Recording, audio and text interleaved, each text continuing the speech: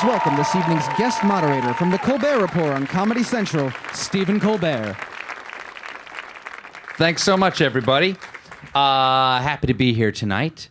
And the reason is that I've done about over 1,300 shows, and that means probably about 1,700 guests at this point.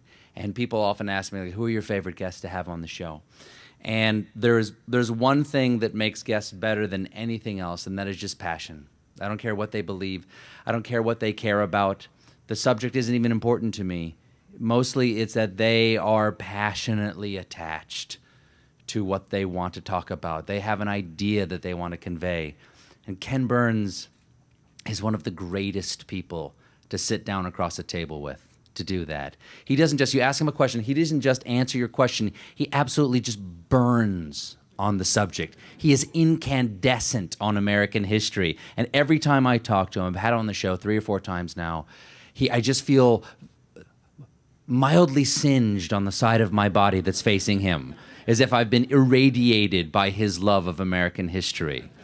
And we're here tonight to talk about Ken's app. So now we get the app, you can know what it's like to sit down across from Ken. I only get 6.5 minutes on any given night when he's there, but now you've got hours of it at your fingertips on any one of the themes, subjects, or movies that he's got on this app. And here to talk about it better than I possibly could, ladies and gentlemen, please welcome the great Ken Burns.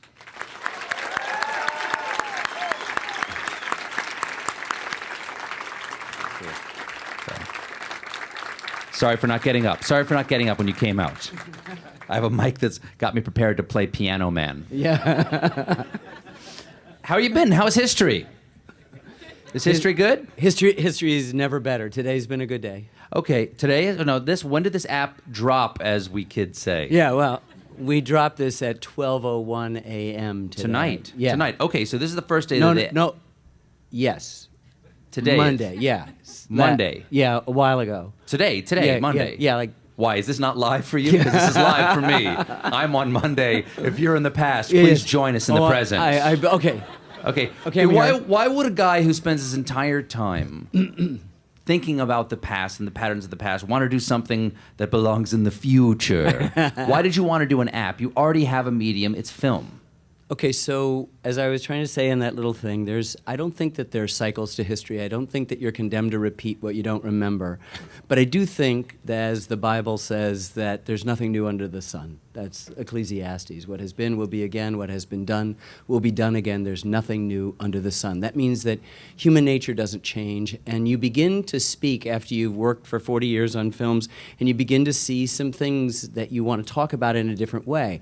History is mostly made up of the word stories. I've been telling a lot of stories for a long time, but you also realize that you can isolate these stories and rearrange them, that some themes emerge, like race, like innovation, like art, like politics, like hard time, like war, that repeat themselves, not just in my films, but in the story of the United States. And PBS has allowed me for the last 35 years to put these films on, and this is a chance to sort of, it's like, I've got all these albums, and I want to make a mixtape. I'm not going to make you listen to every single one of the cuts on every track. Well, generally, you make a mixtape for the girl you're interested in. Who is the girl you're trying to seduce with this mixtape? Eleanor Roosevelt. Good luck with that, my friend. Good luck with that. No. Okay, But so there you is say these patterns you see, we're not condemned to repeat history, even though you see patterns of repetition. Those who what was it? Those who That's refuse George to... Santayana who said, apparently, that you're condemned to repeat what you don't remember. And I think that we are at a deficit if we don't know our past. When the '08 meltdown came, a lot of people said, oh, this is a depression. I said, well, actually, in the Depression, in a lot of cities in the United States, the animals in the zoo were shot and the meat distributed to the poor. Then we'll know we're in a depression when that happens. And so history and your awareness I would of love a panda steak. Yeah, right. I've been so curious, but it seems rude to ask. I'm sorry, please go ahead. You have to move to Washington, D.C. and wait All right. very patiently for your panda burger. So show can you throw this up on the Yeah. screen? Yeah, I think can you I throw this up can. on the screen to see Yeah. so people So- have an idea of how this thing is navigated? Because I love it. I haven't been able to spend much time with it because I have a job.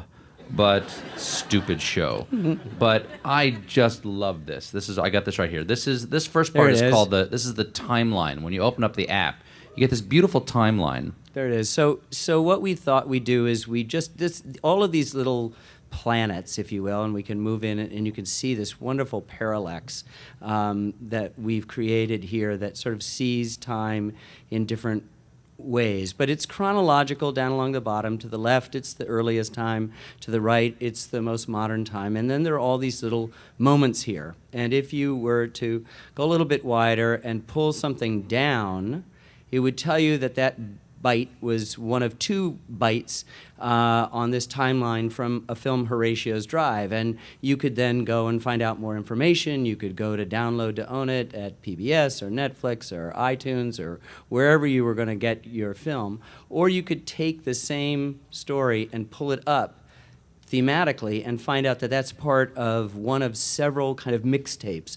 curated playlists on innovation, the others being race and war and hard times. Well, and let's art. take Hard Times, for example. I'm Yep. on Hard Times. You go to Okay. Hard Times for a second. Here we are.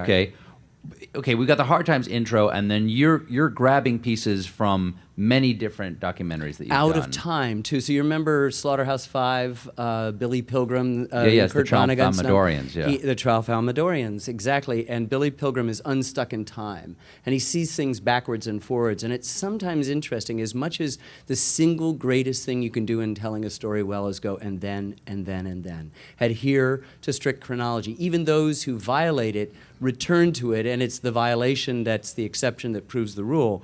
But in this case, it's possible, because you're dealing with ideas and not the progression, particularly of a story, to put things that occurred, a film that was made 20 years before, after something that you just finished, and have a new set of ideas. What about the unfolding. chronology of the actual events as opposed to the chronology of when you made the events? When you Yes, made or films? the actual events too. So we're not in any strict adherence to chronology. We're in the interplay of these ideas. So as Hard Times goes and unfolds, you're going forward and backwards in time, as well as in films that I've done. So if I click on, say, let's click on the devastated baseball from Hard Times. Got it. I click on that, and Right, and then I hit it again, and it will play from there. Now you could have played the whole By list. 1933, as Franklin Roosevelt began to implement his New Deal for the American people, the Depression had devastated organized baseball. Attendance dipped to its lowest levels in decades. Only the Yankees and a handful of other teams were profitable. So you could stop, right? And then go ahead to the next one, which is called Building Human Happiness. Franklin Roosevelt figures out a muscular form of government, trying to deal with the effects of not just the Dust Bowl, but the Great Depression that is overlaying all Americans, and essentially does a good job of it. The stimulus of the New Deal created all sorts of new institutions and electrified the country and built dams and changed things. So okay, so you have different snippets from different films, and all some with of a them have an particular theme. intro, Okay. right? And they're sort of put together and corralled into different themes. Aside from the fact that I want to go watch both of those documentaries right now. Right. Okay. Who did you make this for? Is this for liberals? If I'm not a liberal and I watch this, will I be a liberal by the time Ken Burns is done with me? Is this a liberal No. minting You know machine? what's so great is that I've made all of my films for PBS, and PBS is sort of presumed to be some blue state phenomena that adheres to the coast, but we have some of the highest ratings in Alaska and Oklahoma and Arkansas and West Virginia. Nothing to do in Alaska. No, and it's also the fact that PBS often stitches those states together, that they provide more than just our extraordinary primetime schedule, which is the best children's, the best science, the best nature, the best public performance. I've told the best history and lots of other stuff, but they're doing continuing education. There are places where you get crop reports or you get homeland security stuff. So it's across the board. So this is for everybody. We have at PBS filmmakers.org/Ken Burns. We've aggregated all the individual websites from all the films that we've created into one sort of mothership, which civilians, but also teachers and students can go into and cross-reference and get lessons plans and student guides and lots of just extraordinary content. You can use this in support of teaching. This is the public version of this, but this is also available to teachers as well if they want to use this and set up a discussion about hard times or innovation or any of these themes, take one thing. How many films is this drawing from? This is drawing from the 25 plus films I've made since Brooklyn Bridge was released in All 82. on PBS? Everything has been on PBS. Is there any chance you're a Muppet? No, definitely not. All right, you've got a Definitely Kermit not. quality to you. There is a Kermit quality. Very yeah. friendly. Yes, but not green. No, not green. Yeah. No, not green. No. Similar eyes. Yes. How many clips can we get on it right now?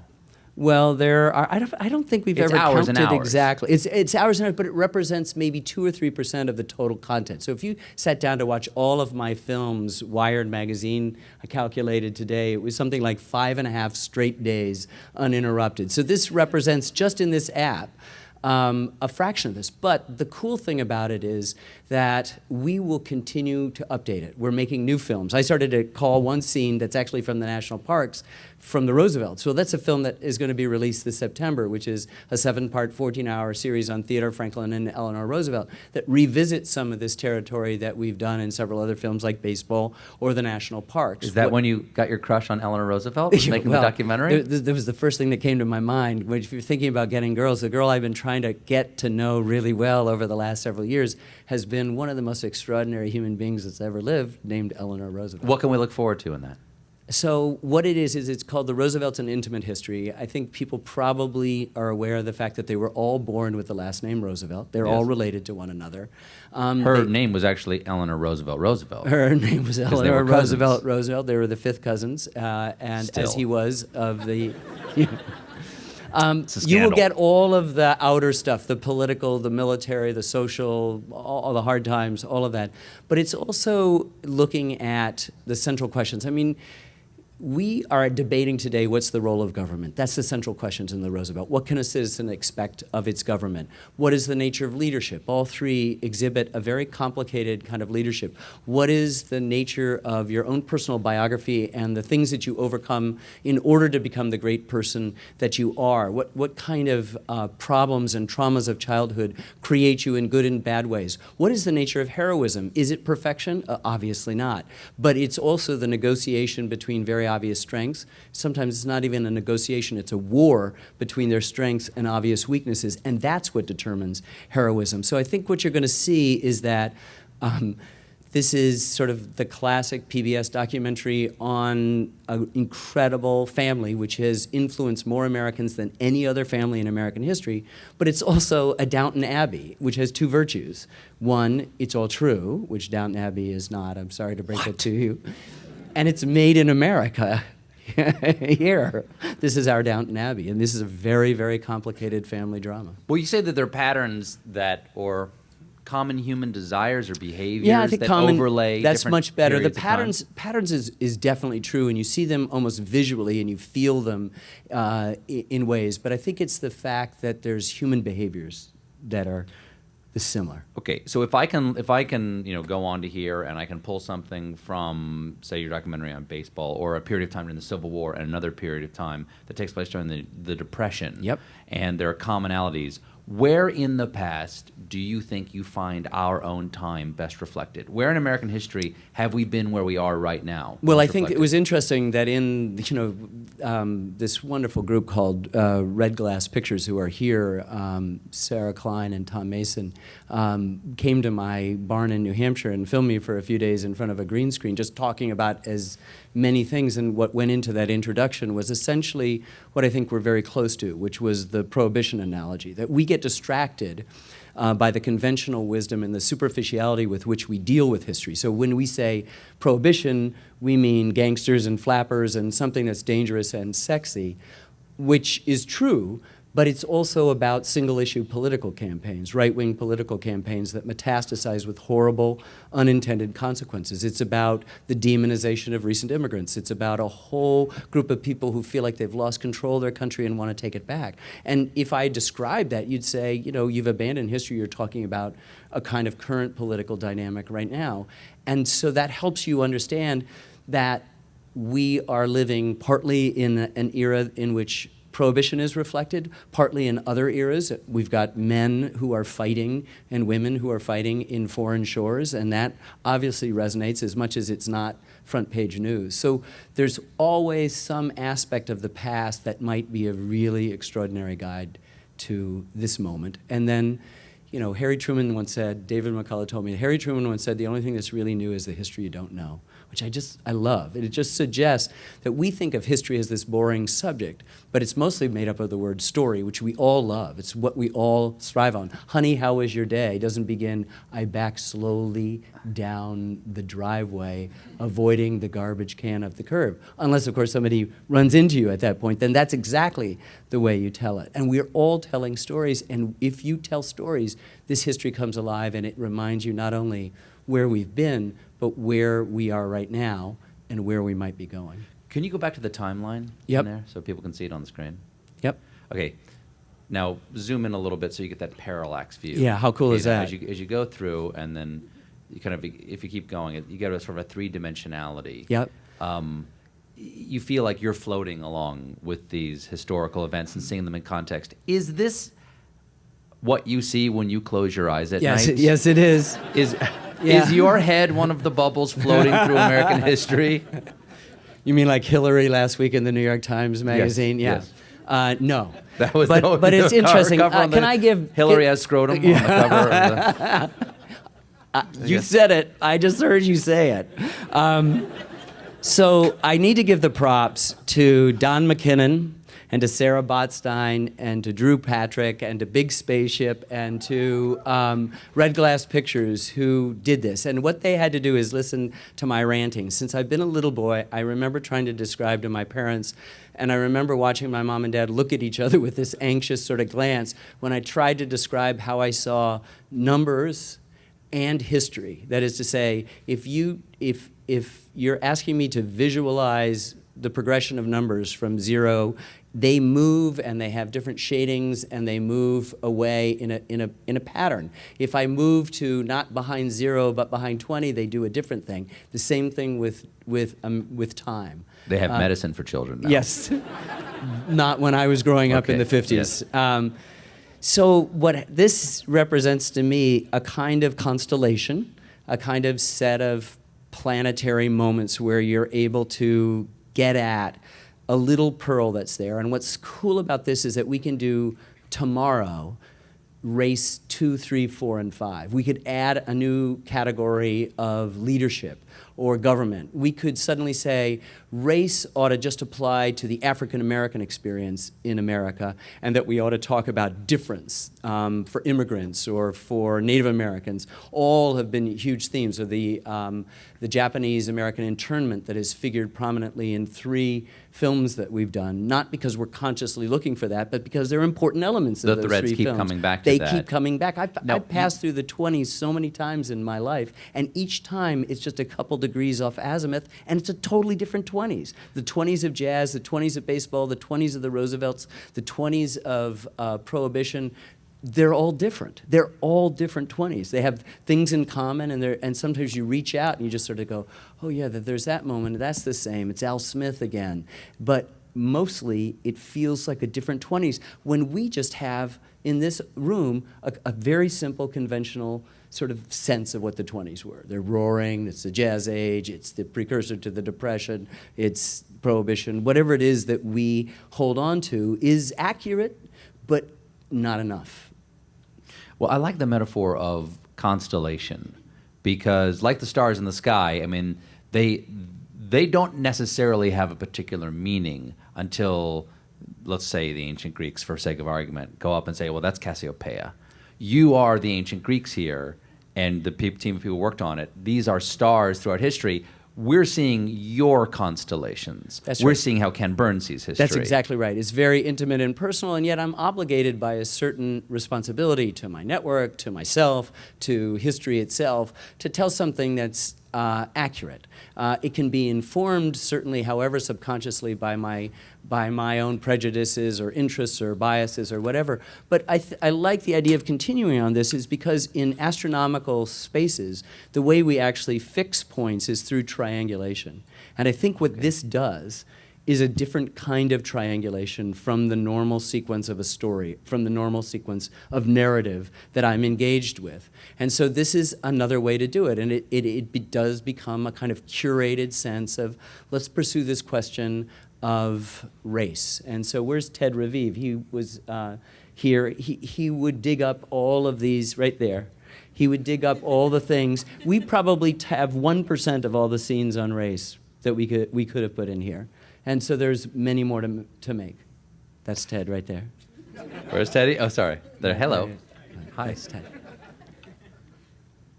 Oh, it's my turn now. Speaking of seeing, history the way Ken Burns does, what is it like that in iMovie? What is it like for you that in iMovie there's an effect called Ken Burns? Okay. Is that perhaps your greatest contribution So to the modern world? And you're immortal. You're that immortal until you- they upgrade what the you mean program. is that I have saved so many bar mitzvahs and vacations and weddings and birthdays. That's exactly right. Well, it's funny because I live in rural New Hampshire and have for the last 35 years, but when I'm in town, I've got an apartment a few blocks from here, and I can come by here and people will come out and start talking to me about the Ken Burns effect. And How did that it's- come about? Well, so I got a call from Steve Jobs in December of 2002, and he said, would you come? Thud. That's name dropping, boy. Yeah, Thud. Would you Yeah, I'll come tell you out? about my call from Steve later. You Yeah, go ahead. okay. You go ahead. Oh, then the medium is the message, right? yeah, yes, Because yes. if you can talk to him, that would be something. He called me No, and said, would it's you... a long time ago. Keep going. Keep going. Will you come to Cupertino? I want to show you something. So I did, and he led me into this room, and there were two other guys, and they had been working for some time, he said, on trying to perfect what was essentially a very simple pan and zoom through images. And he said that the next month, January of 2003, all Mac computers from then on would have this, and their working title was The Ken Burns Effect. So I said, well, I don't do commercial endorsements, but he ended up very kindly Apple gave a great deal of equipment and hardware, which I in turn gave to nonprofits and educational institutions to do that. But I meet a lot of people who come up and say, you're the Ken Burns Effect guy, and I go, yeah. Well, I also make Oh, you do? What are those? So if you are here because of the Ken Burns Effect, if you will direct your attention to the bottom of this screen, you will find that there are 23, 25, 26, whatever it is, films here that I've actually spent the last 35 plus years working on. But what the Ken Burns Effect, what he was looking at is that my desire to wake the dead. My desire to take an inanimate photograph that represented a moment frozen in time, to trust that it had a past and perhaps a future, to look at it the way a feature filmmaker would a master shot, that is to say, containing within it a long shot, a medium, a close, a tilt, a pan, a reveal, details and inserts, to add to it not just the third-person voice of God narrator, but first-person voices reading stuff from the past, a newspaper account, a letter that might bring it alive, a complicated sound effects track that would ask, were those cannon firing, were the troops tramping, were the horses neighing, were the ice in the bar and the jazz club tinkling, was the, what was going on, and to add period music and try to wake the dead. And so this What was are a you bit- like as a customer at a restaurant? Is what I want to know. Oh, I Can do- you I never describe take- the salad to me? Is the frisee fresh? Is the goat cheese? Does it just flake off? Are the almonds crunchy? I'm Are so- the cherries fresh? Do the bubbles sparkle in my water? Do I get just a whiff of Lily of the Valley from the waitress as she goes by? And is she here to act, or does she live in New York? Is she the daughter of the owner of the restaurant? I made this for you, Stephen. No, I'm actually pretty easy in a restaurant. Really? But when I'm looking through that camera. Really? Yes. When I look through that camera. I'm Ken Burns. I'll have water and hardtack. Exactly. I try to listen to the photograph as much as I look at it. Is there a part of American history that you are most in love with? If I can use the word love. And No. can I use the word love? Yeah, oh yeah, because I think, in fact, and it took me a really long time to realize it, and it sort of is awkward because nobody likes to say that word except in that kind of distanced way that you just did it. But I think that all I think That is really backhanded, man. ouch, That's yeah. backhanded. I think all of the films are about love. I think that is in a way. Well, everything's the about love, Ken. ingredient I can of- get deeper than you if you want. Oh yeah. Well, the Don't try to Beatles. out-deep I me, watched man. the Beatles. I love you. I love you too. I love you. Oh man, I love you so much, man. So go ahead. Yeah. No. So. So you love all of American history. There's no part you love more than another. There are places that are exciting, but they're also like corners that you want to get to enough. Anything that's pre-photographic seems to stop folks, and I like to get back there and do Lewis and Clark and figure out what kind of poetic license you can take or what kind of live cinematography you might supplant at the national park. So I don't feel, I feel like I'm just trying to ask the same question. I feel that I ask the same question. Who are we in each film? And you never answer it, you deepen it. And so there's not a territory that's off limits. There's not. And it's interesting that I've spent a lot of time recently, as I've described, in the 20s and early part of the 20th century. But there was a time where it seemed like the only place I really liked to be was in the late 19th century. And, and then I can tell you about films that come up to the present, like the Central Park Five that we've talked about, or baseball, or The Shakers. We've had films that began in the early 18th century, like The Shakers, like the United States. Lewis When and you Clark. see the timeline in your mind, do you say, "Oh, there's Well, that's a decade I've ignored. Yeah, that's a decade I really it's have funny. given I've short spent the shrift whole to." day going from one place to another, talking about this in various ways, and I realize that in the back of my mind has been this sense that, geez, Ted, we got to go back and start getting more stuff. I mean, there's stuff that I've done, and there are films that I want to do. I mean, I know I'm working on 7 films right now. Everything is plotted out. We do in PBS 10-year plans, and it helps because the fundraising is so tough. But Communist Party has 10-year plans. yes, 5-year plans. We're Okay, much you're more. twice as communist. We're twice as. We're twice as Yes. red. Yeah. Go ahead, Chairman. So. I can't I'm go sorry. there. No. I'm sorry. Thank you very much. So we're already beginning to think about what are the 2020s about. What are we going to do for those 10 years? You're writing. Even though You're writing documentaries about something that hasn't happened yet. no, we're talking what are you about gonna do then what are we for going to that? do then? So I'm just finished a film called The Address about these dyslexic boys at a tiny boarding school in Vermont who, for each year for 35 years, have been asked to memorize and then publicly recite the Gettysburg Address. We're in the 150th anniversary, and Lincoln, in arguably the greatest speech in American history, talks about a new birth of freedom, and you can see these kids actually take this thing and crystallize something that's extraordinary just by the simple act of memorizing a 10-sentence, incredibly complicated 2-minute speech. We just finished the Roosevelt, so we'll be out in the fall. Next year's A History of Cancer called The Emperor of All Maladies, and a biography of Jackie Robinson that I'm making with David McMahon, who's not here, but my daughter Sarah Burns, who is here. We're also opened our editing room and are about 6-7 months into a mammoth series on the history of the war in Vietnam. And we're out in Nashville shooting A History of Country Music, a big series as well. And we've just started shooting some of the folks who are a little bit getting on in age for a film on the life of Ernest Hemingway. And that takes you to 2019, 2020. And there's stuff that overlaps there. Ernest Hemingway's father killed himself in Oak Park, Illinois, home of Frank Lloyd Wright, subject of a film, with his Civil War revolver, subject of another film. And so the warp and woof of that is connected. But we're already beginning to assemble 50, 60 ideas that will, at some point, become the next 10-year plan.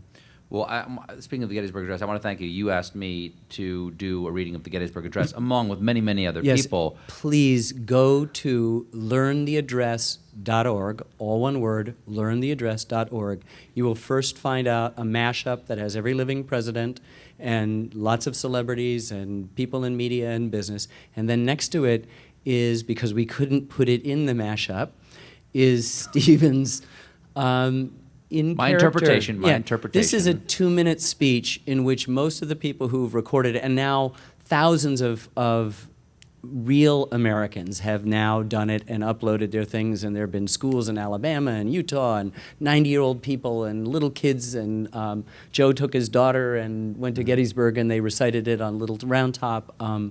It's very cool, and we've asked everybody that if these kids with learning disabilities, learning differences like dyslexia and ADHD can do it, then you can do it too. And you can curse me for a few days when you scotch tape the Bliss version of the Gettysburg Address to your mirror in the morning, but you'll get it and you'll then always have it, something we don't do in school. Well, I had to do it comedically because I can't read it straight without crying. It is... Like, I get to of the people, for the people, by the people, and I'm done. Yeah. I'm just cooked. Because I continually worry that that's not going to last very long, for different reasons than at the time. One of our big funders is the Corporation for Public Broadcasting, and the head of it decided, geez, I should put my money where my mouth, and she actually memorized it, and in the course of reciting it, broke down and sort of started again.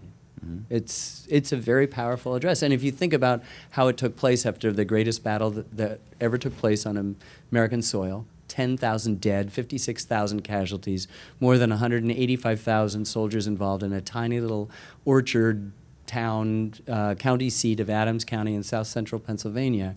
And 4 months later, the president is asked to give some appropriate marks. He's not even the featured speaker. Edward Everett spoke for 2 hours, and he spoke for 2 minutes, and basically gave us a new catechism. Our original catechism, which is the second sentence of the Declaration, begins, "We hold these truths to be self-evident that all men are created equal." But the guy who wrote that owned more than 100 human beings when he wrote it. Didn't see the contradiction, didn't see the hypocrisy, and more important, didn't see fit in his lifetime to free any of them, and set in motion an American narrative that would eventually lead to Gettysburg. And Lincoln came back and basically gave us the 2.0 version of the Declaration, which is the Gettysburg Address. And it's the operating system, to just keep beating this thing, that we're working under now. It is. I mean, when the first anniversary of 9/11 happened, besides the desperately sad list of the dead, there were just a couple of speeches, none of them contemporary. One of them was Abraham Lincoln's Gettysburg Address. Why? It has nothing to do with 9/11, except unless you accept the fact that words, which matter in our country, could be medicine, that they could heal, that they could be glue, that you could find some cohesion at a time when everybody needed that. And that's why when you watch these little boys who are at this school, which is the place of last resort, they've been bullied or marginalized, and they're spending 3 months trying to figure it out. And some guy can memorize it, but he doesn't have the meaning down right. Another guy looking at it, it's like trying to interpret hieroglyphics. But he pushes through, and the day before he's not going to do it, and all of a sudden, there he is at the gala with his hair spit back and a tie. What's the name of this documentary? It's called The Address. The Address. And I've put the Gettysburg Address and the history of it in context, and the boys narrate the film. And how long before that's out? It'll be out on April 15th. Okay. We have time for questions now. Does anybody? The Apple people are in control. I'm just pointing. Hi. So as you said, you're working on a number of projects all at the same time. So when you're working on things like Vietnam or The Address and Hemingway, which Stephen did a great segment on Hemingway recently on his show. He did indeed. But does it get difficult to distinguish? And if you're working on something like, let's say you're working on Vietnam and you're thinking, oh man, I just had this great idea about Jackie Robinson. Yeah. Does it get hard to go from one thing to another, or what's your process No, for that? I have 4 daughters, and I hear their voices. They're really distinct, each one. It's a really good question. I wear a lot of hats. I'm the executive producer. I have to raise the money. I'm the producer. I'm the director. I'm often get a chance to do cinematography, less so now because of the other things. And I'm often a co-writer, or certainly do a great deal of writing for them. And I end up in the editing room being the final arbiter of what the film looks like. These are hugely important tasks. But the best task I have, I think, is to be able to see the film new every time we start screening it in the editing room, to just be you not me, but you, that no idea what's coming next. And if you're working on a lot of projects, it really helps to be moving from one. I can come back into Vietnam so completely fresh that I can just see it and go, wait, I know how to fix this. And then, we'll have a day-long sort of denouement from the 2-hour screening in which we're rearranging stuff. And I am so excited that I don't sit on my chair. I get up on my haunches and will sit for hours on my haunches at the table with the writers and the producers and the co-director and, the person. And we're just making the film, but I'm too You're hopped literally up. like up on your chair, on your toes, Yeah. like Golem. Squat, yes. Yes, me precious. Another question. This right here. Pass that down to the young man in the shirt. So I'm wondering, for instance, for Huey P. Long, was there a certain instance of Huey's legacy that inspired you to make the documentary? And I guess I can go with any of them. And then what do you think his greatest contribution was? Huey Long? Oh, just opening his mouth. If you're in politics in Louisiana, the cardinal sin of being of a politician in Louisiana is being dull. And Edwin Edwards, who's I think spending the rest of his days in jail, was a governor, and said the only way I won't be reelected is if I'm found in bed with a live boy or a dead girl. And he was reelected. And he's very much in the tradition of Huey P. Long. It was interesting. That's the first time in my life, very early on in my professional life, where I did two things at once. I was working on a film on the Statue of Liberty, and it was more than a full-time job, and a professor from LSU came to me and said he'd just been turned down from a grant from the National Endowment for the Humanities about a film about Huey Long, and he sent me the thing, and I said, let me tell you why. It's not really well written. I couldn't really see it. He said, well, will you work on it? I said, I'm really too busy. I had to fly someplace. He heard about it. He met me at the Atlanta airport with a 3/4-inch U-matic thing to show me 3/4-inch videotapes. And he put in this thing, and I'm like, okay, how do I tell this guy politely I'm not going to do it? And I saw Huey Long giving a speech.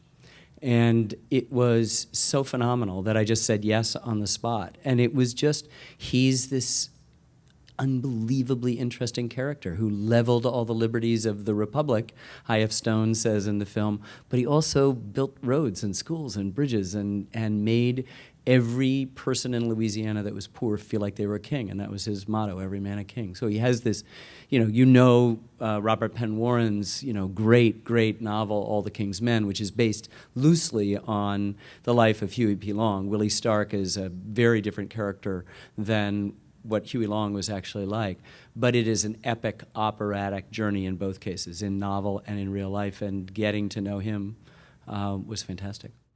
Mine's a simple question, so I just wanted to know, what's the greatest and most exciting discovery you've made through your research? I know you've done tons and tons of research, something maybe you didn't know that shocked you. Listen, I've never made a film about a subject that I know. When documentaries are telling you what you should know, that's called homework.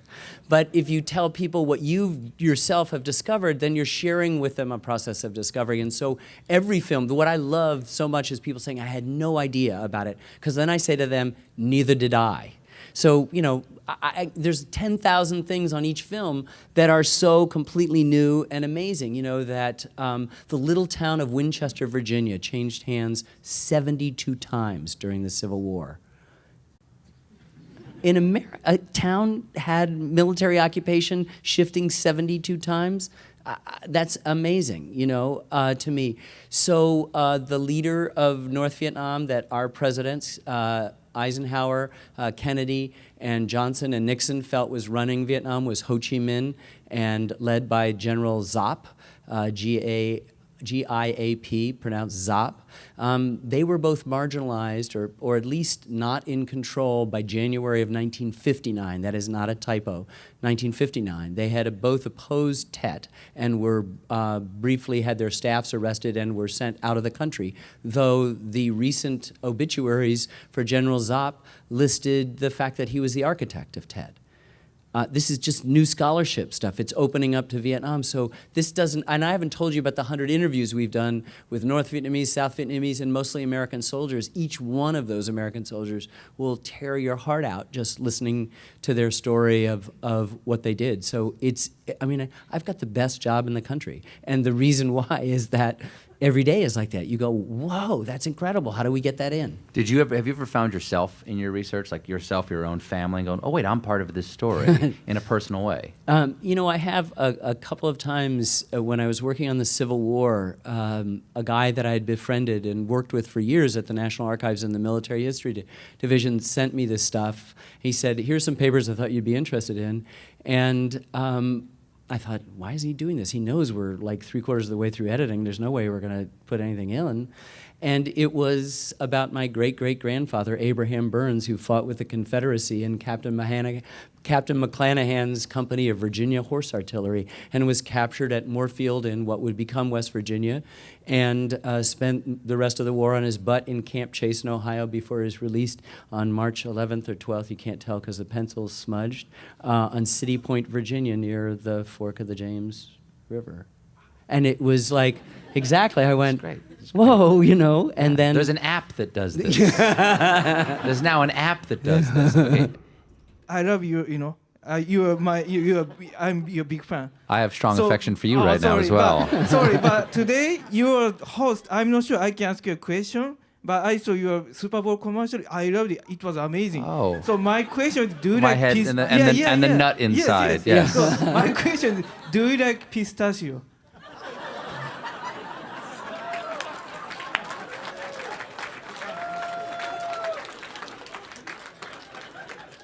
Yes. Yes, I do. Yes, I do. Let's get two more.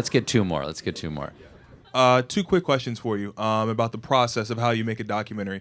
Obviously, you do a lot of films from the past, so the amount of footage is limited. Do you look at when you're going to make a documentary about a particular subject, you say, this is all the film I have, let me bring my story from here? Or do you say, this is what the story that I want to make, and how do I go about the footage?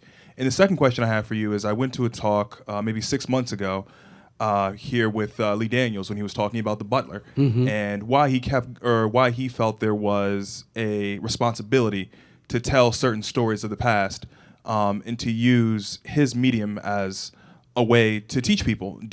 How do you think documentaries fit into that kind of spectrum and being able to use it as a didactic medium relative to other things? I originally wanted to be a feature filmmaker. From the age of 12, I wanted to make films. My mother had died of cancer when I was 11. I'd watched that process take place for 9-10 years.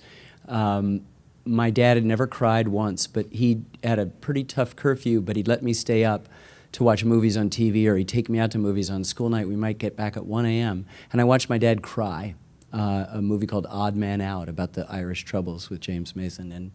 And I suddenly understood what the power of film had. It had given him a space to express emotions that weren't necessarily about the problems in Ireland. And I vowed right then and there I'd be a filmmaker, but I thought it'd be a dramatic filmmaker. And so what I've learned is that there's as much drama in what is and what was than anything the human imagination makes up. But we're all bound by the same laws. Lee Daniels and I obey the same laws of storytelling. He can make stuff up if he wants to.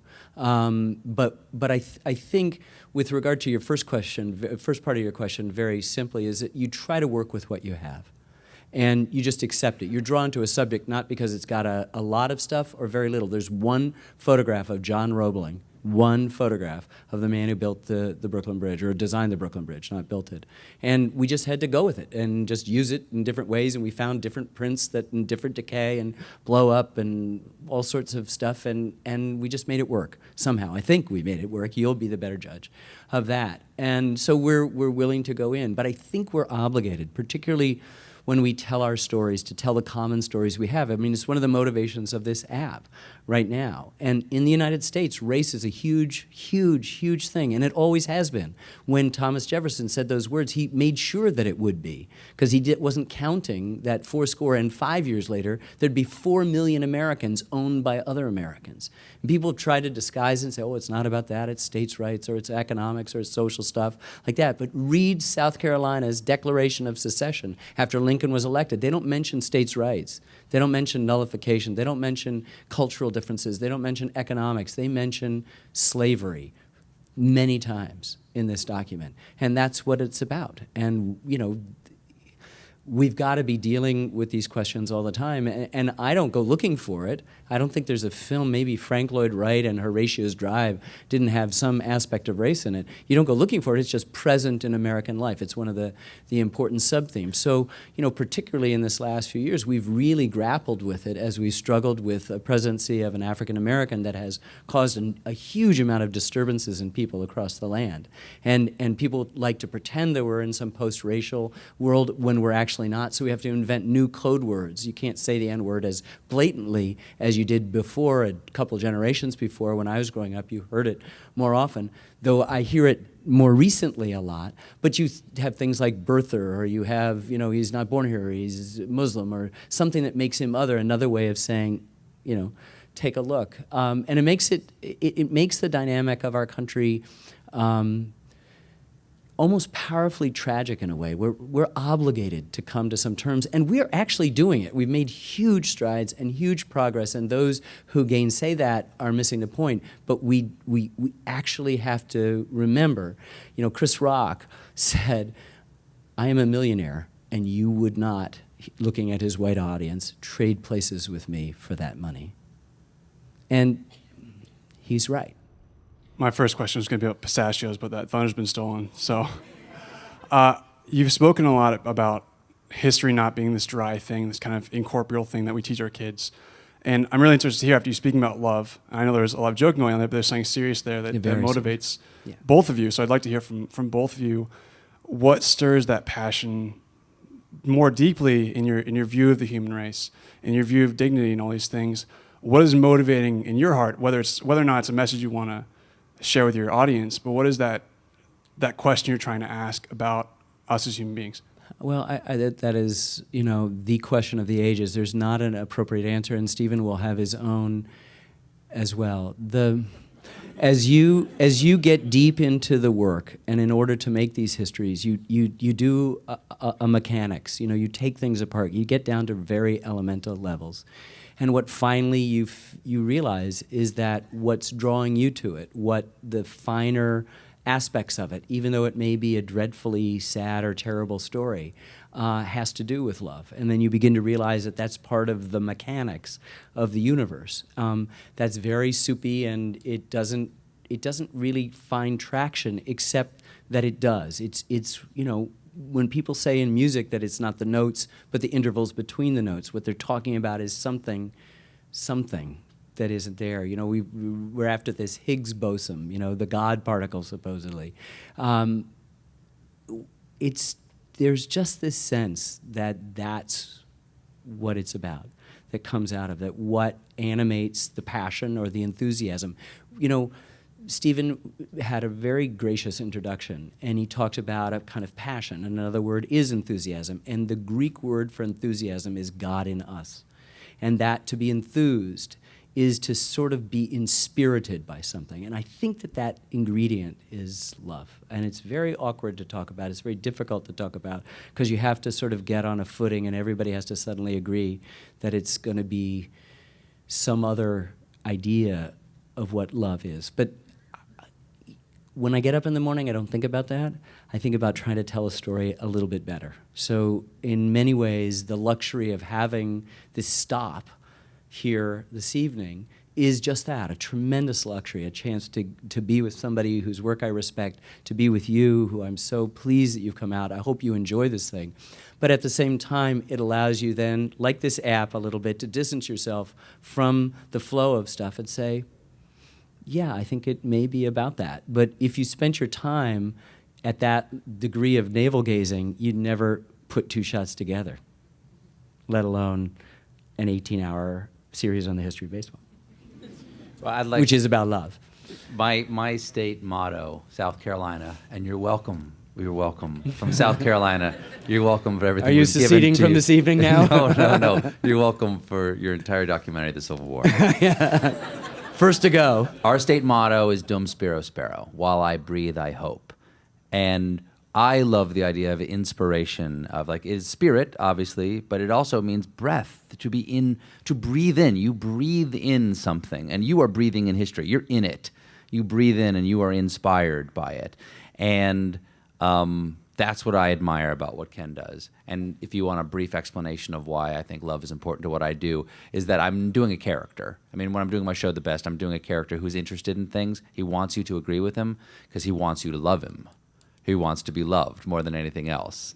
For every show, we play the song "I Want You to Want Me" by Cheap Trick. And I said before the show, I've got to hear it I want you to want me, because what's every character want in every Shakespeare play? They want to be loved, And my character is not Shakespeare, but boy, he just wants to be loved, and he wants you to be on his side. That's why he's terribly worried that he's alone.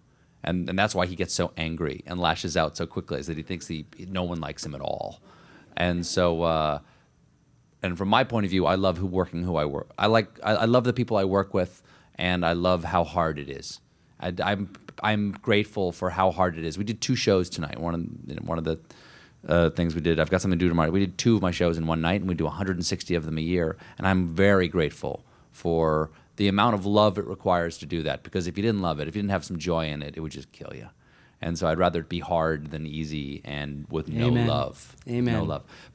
And I am so inspired to have been here tonight with Ken. Thank you for asking me to do this. Thank you for introducing me to this. And thank you for everything you've given all of us about our history and what we can learn to love about our own country, warts and all. Warts and all.